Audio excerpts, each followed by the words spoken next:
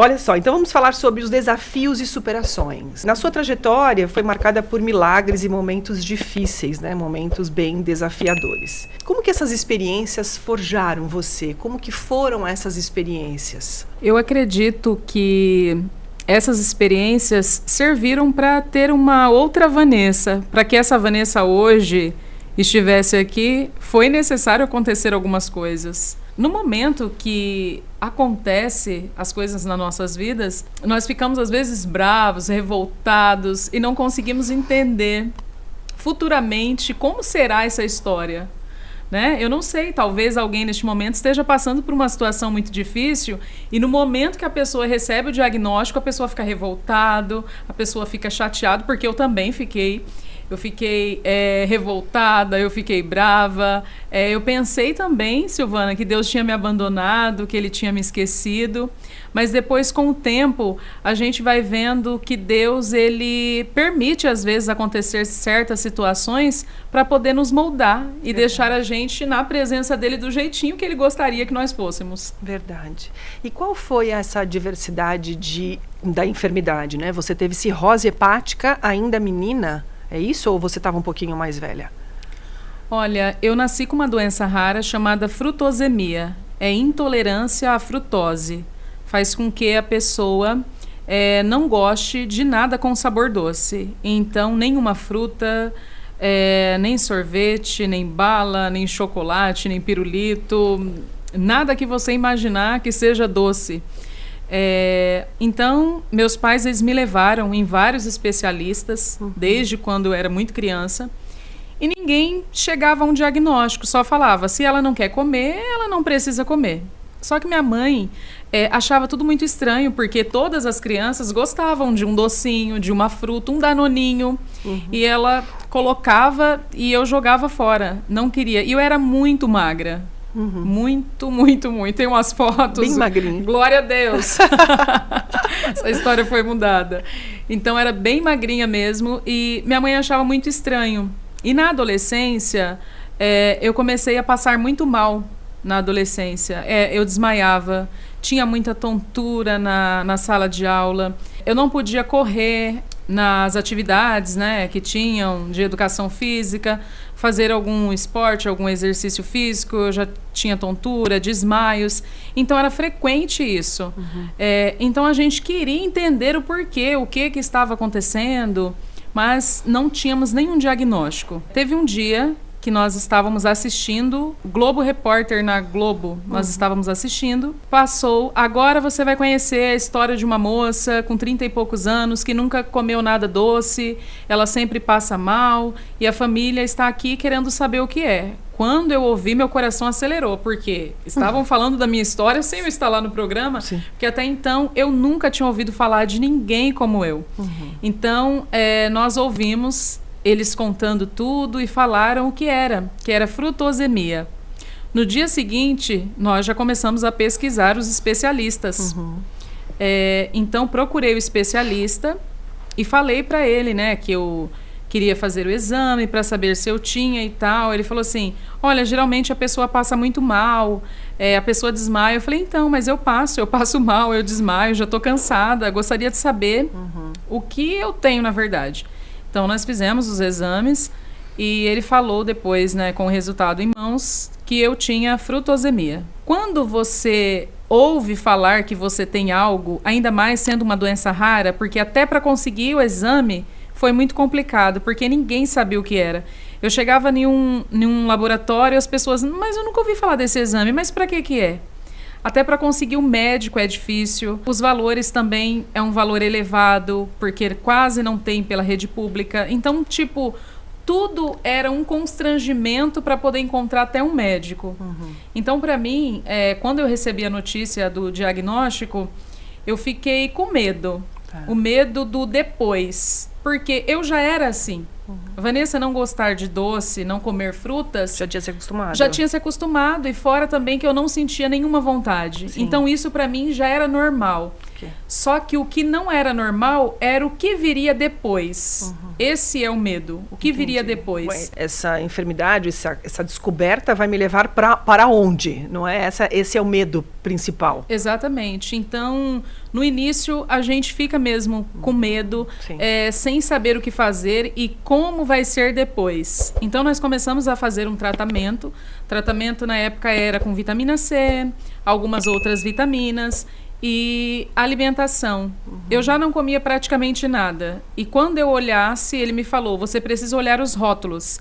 Se no rótulo estiver escrito sacarose, sorbitol, você não pode comer. Então, tipo assim, a bolacha salgada, aquela água e sal, também não poderia mais. O presunto não poderia mais. Então, tipo, praticamente mais nada. Então, foi isso que foi complicando a situação, porque eu já não comia quase nada. Daí, a dieta era pior ainda.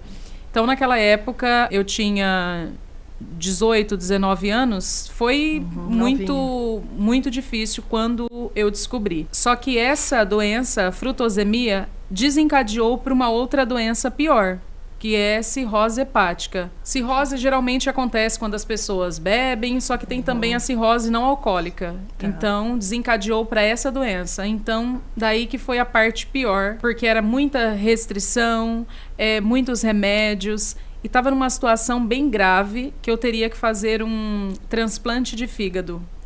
Então, tipo, quando você recebe a notícia que, tipo, eu vou ter que fazer um transplante, parece que o seu mundo cai, Silvana. Você pensa, nossa, agora acabou. É mais ou menos isso. Em alguns momentos, você esquece de que Deus ele é poderoso para poder mudar qualquer diagnóstico. Então, foi através de muita oração que nós conseguimos vencer isso. Eu lembro que teve um dia que meu pai chegou em casa e falou, olha, tem um pastor que eu assisti na internet não, no rádio. Ele ouviu no rádio, porque ele trabalhava à noite. Eu ouvi, Vanessa, pelo jeito é muito bom lá e tal. E também ele levava uma televisãozinha, aquelas bem pequenininhas. Também, Vanessa, eu vi lá a igreja, o jeito que é, bem simples. É aqui perto, em Valinhos, dá para você ir lá. Eu falei assim, não, pai, eu não quero ir porque eu não tenho dinheiro para pagar. Por quê? O evangelho, naquela época, estava bem defasado. Então, tipo, a gente ouvia muitas questões falando e tal, que tem coisas que nem é verdade, mas naquela época a gente ouvia muito. Então, ele falou, não, mas não tem que pagar nada, não. Eu falei, um dia que eu sentir, eu vou. Depois de um tempo que eu estava bem mal, foi o dia que eu decidi ir na igreja. Falei, eu quero que você vá comigo hoje. Chamei meu primo também para me levar. E foi bem interessante que quando minha mãe chegou do trabalho, minha mãe falou a mesma coisa. Por que hoje a gente não vai na igreja? Eu falei, olha, nós já combinamos. Que lindo. Então, nós fomos na igreja. Foi uma terça-feira. A igreja é bem simples. É uma tenda. Eles formaram uma tenda, né? E é no meio do mato. Então, para você encontrar a igreja, naquela época não tinha nem placa, você tinha que ter muita fé mesmo. Porque você entrava em um lado, a igreja não era. Você entrava em outra, a igreja não era. Então, a gente demorou muitas horas para conseguir encontrar a igreja. E quando nós encontramos, eu fui a segunda pessoa a qual o pastor orou. Ele já estava falando, estava pregando, ministrando, e depois ele começou a orar por algumas pessoas. Orou por uma moça, e a segunda pessoa foi eu. Ele falou, aquela moça que está lá atrás, se era ele tipo, isso, você mesmo, não é você que está com problema no fígado? Então, quando ele falou isso, foi aquele susto. E ele falou, olha, Jesus hoje está curando você. Você tem fé? Foi a hora que eu levantei, já chorando, e fui até o altar. Então, até eu chegar no altar, ele foi falando sobre a minha história. Falou que eu era uma cantora, que Deus tinha muitas coisas para realizar na minha vida, que ele mudaria a minha história, ele mudaria a minha sorte.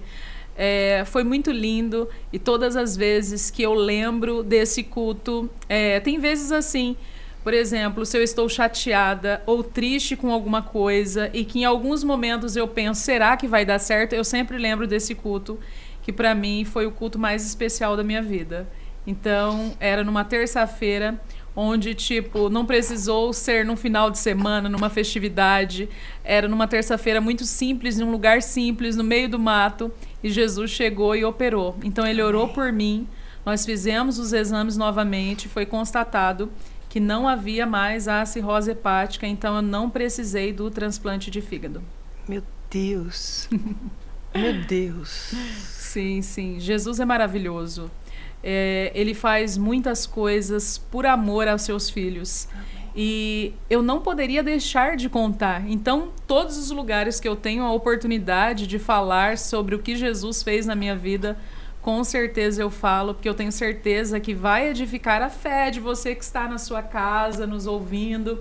Talvez você está num momento muito difícil, muito delicado, onde todas as possibilidades parece ao contrário, né? Parece que o mar aí está agitado, parece que você não vai conseguir vencer, mas eu quero te dizer que a última palavra é de Deus, e é Ele que pode mudar a sua história, não importa o diagnóstico que você recebeu.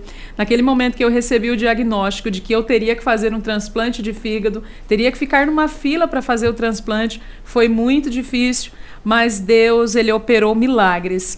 E, Silvana, tem pessoas que fizeram o transplante de fígado e isso também é um milagre. Só da pessoa ter a oportunidade de conseguir renascer de novo, isso já é um grande milagre. E para cada pessoa, Deus, ele trabalha de uma forma especial. Verdade. Tem pessoas que pensam, nossa, mas por que eu precisei fazer o transplante? Só da pessoa ter conseguido, isso já é um grande milagre. Para cada pessoa, Deus, ele trabalha de uma forma. Tem coisas que ele fez na minha vida e fez totalmente diferente na vida de outra pessoa. Tem coisas que eu gostaria que ele tivesse feito por mim, mas ele fez na vida do meu amigo. Então é para a gente se alegrar também com todas as oportunidades que Deus tem nos preparado.